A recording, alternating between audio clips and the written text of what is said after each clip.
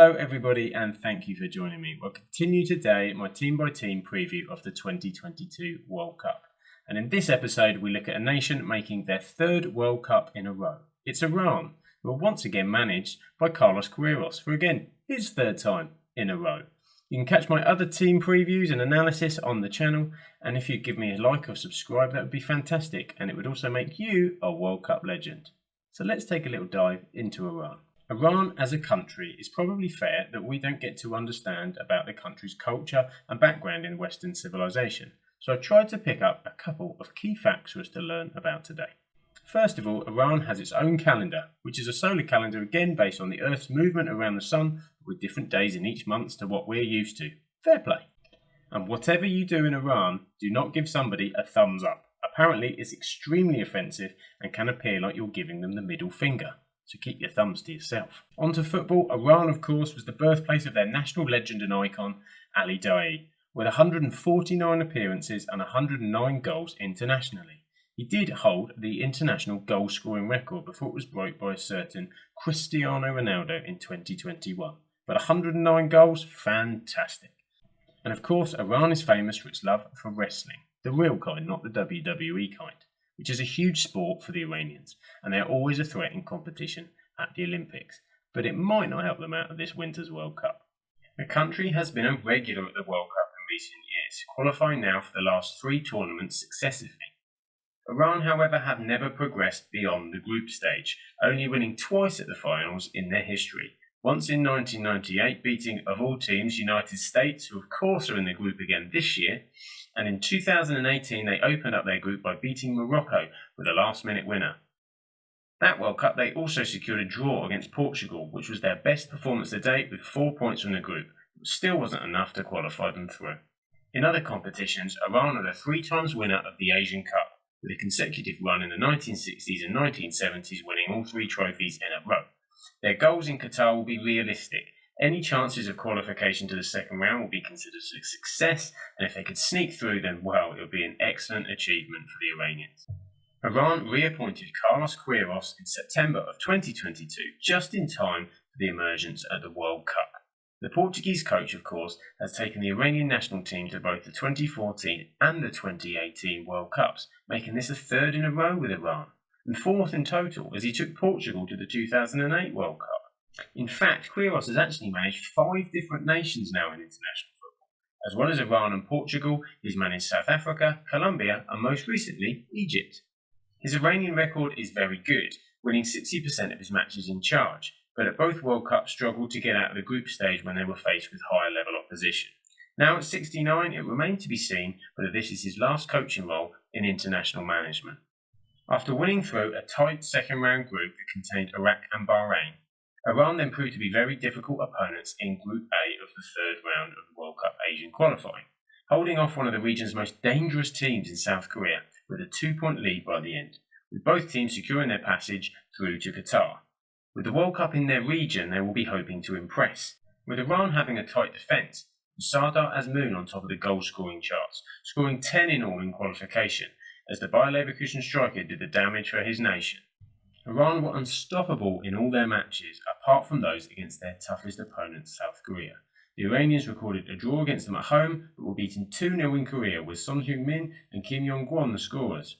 But Iran won every single remaining game in the group. With the qualification phase in Asia ending in March of this year, Iran have built ahead of the tournament, using international friendlies to play matches against teams outside of Asia. 3 tight games were included in this period, including a 2-1 loss at home to Algeria and a 1-0 win over Uruguay, who will also be at the World Cup. Most recently, they drew with Senegal, with Azmoun scoring the equaliser for Iran in that game. Performances that will build some encouragement for the underdogs in Group B. In their qualification for the World Cup, Iran have been playing a 4-1-4-1 formation, but we do await to see how Carlos Quieroz is going to go. Will he make any changes or will he stick with that formation? He hasn't had any real preparation time, so my guess will be he's going to stick with what they've got. In goal, it will likely be a straight shootout between Amir Abedzadeh, who plays his football in the Spanish Segunda for Ponferradina, and the man with over 50 caps, Ali Reza Biranvand. Now, as we move into the defensive backline, I'm going to try my best to pronounce some of these Iranian names, so do please bear with me. So first of all, centre-back, the easiest to pronounce, Hossein Kanai Nizdegan, I think. And the other guy alongside him, of course, Majid Hosseini, much easier, who plays for Kayserispor in Turkey.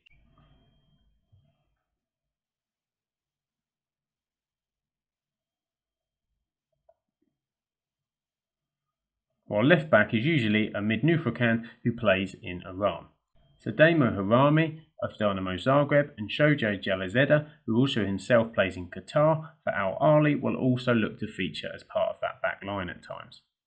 In midfield, Saeed Ezzatullahi tends to hold, with a mix of Ali Golazeda, who plays in Belgium, Saman Ghoddos, who of course is at Brentford, or Vahid Amiri, and even the man with 121 caps for his captain, Ihsan Hajsafi. Up front, of course, is where their danger pair exist, with Sadar Azmoun as well as Mehdi Taremi. Now they're supported by a name who's familiar probably to most Brighton fans, in Ali Reza Jahanbakhsh. He's now finding himself at Feyenoord in the Dutch league. Mehdi Taremi can play both up front and on the wing. It's a name known well amongst European football fans, as he's playing his trade in the Portuguese league with Porto, which has also seen him venture with many appearances in the Champions League. Now I'm sharing with you here the attributes from Football Manager, his player profile. Now the ones that you see in bold are those that are particularly key to his preferred position. This is of course just from the game and is just to give a little bit of context around some of the abilities of the player. Taremi's 28 goals for the national team has been spread amongst a 7-year international career. He has a strong set of attributes in possession of the ball, and much like his counterpart Harry Kane for England, he has a devastating penalty with 18 out of 20. His early career saw Taremi mostly in Iran, with a couple of years also in the Qatar Stars League. But it's his move to Europe which really has ignited his career, likely the main man to watch for this Iran team in the World Cup. But certainly don't go sleeping on Saman Ghoddos, playing his football in London of course with the Bees of Brentford.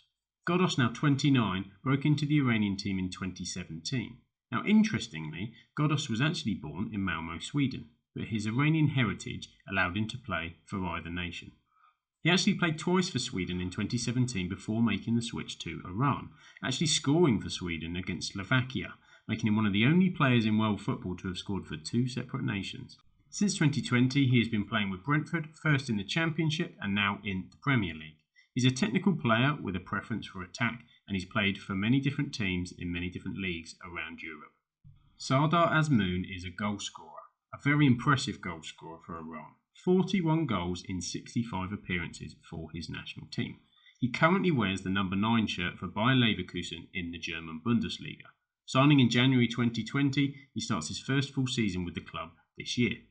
Prior to that move, the Iranian goalscorer actually scored 62 goals in 104 appearances for Zenit St. Petersburg in the Russian Premier League. Again highlighting that 15 finishing attribute you can see here on Football Manager. After the 2018 World Cup, Azmoun briefly actually retired due to supporting his mother who had a long-term illness. But he was reintroduced to the national side by Carlos Quieroz in time for the 2019 AFC Asian Cup and has remained there ever since. Iran open up their World Cup campaign in actually only the second match of the tournament, as they face the daunting task of playing England. Their first two matches will see Iran playing Al Rayyan, with the second taking on Rob Page's Welsh team, who are in their first World Cup for over 60 years and will be chomping at the bit to perform. Finally, that match with USA could be crucial as to who qualifies, and I do think this could be tight between Wales and the Americans. However, if Iran picks something up in one of those first two games, they may face a different kind of rivalry with the US, which could put pressure on and potentially lead to an upset. No doubt a very interesting group indeed. Moving on to my predictions. Now, there's just so much talent and quality in England's team, despite some of the negativity and issues that we've obviously seen this year with Gareth Southgate and his team. But I think they're still going to be too strong where Iran are concerned.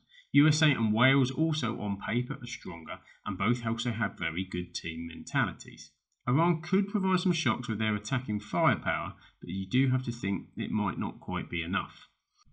So unfortunately, I've got Iran down to finish bottom of Group B.